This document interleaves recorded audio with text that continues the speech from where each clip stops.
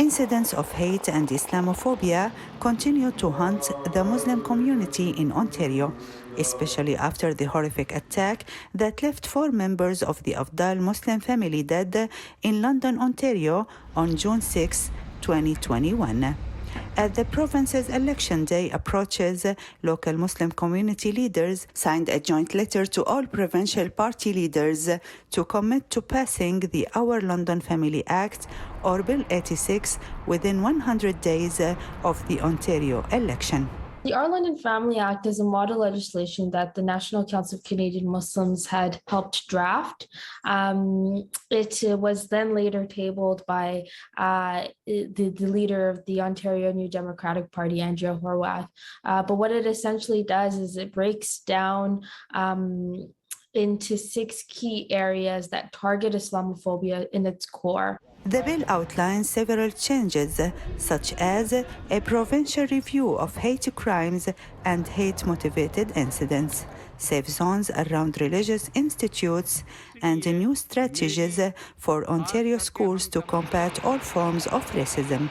Under the Act, Ontario would establish an anti-racism advocacy council to ensure racialized communities have a say in government policies that impact their lives. The NDP tabled the new legislation back in February, but the motion failed to pass prior to the election.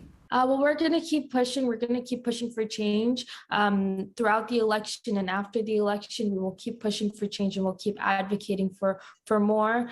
These 6 key areas we truly do believe will impact the core of Islamophobia and hate across our nation, not only for Muslims but also for racialized communities.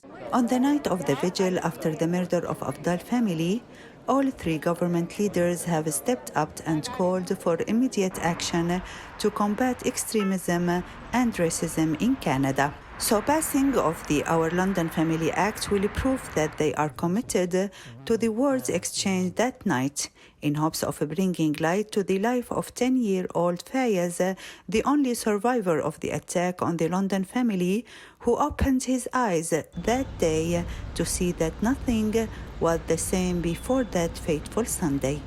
May Mazloum, City News, Toronto.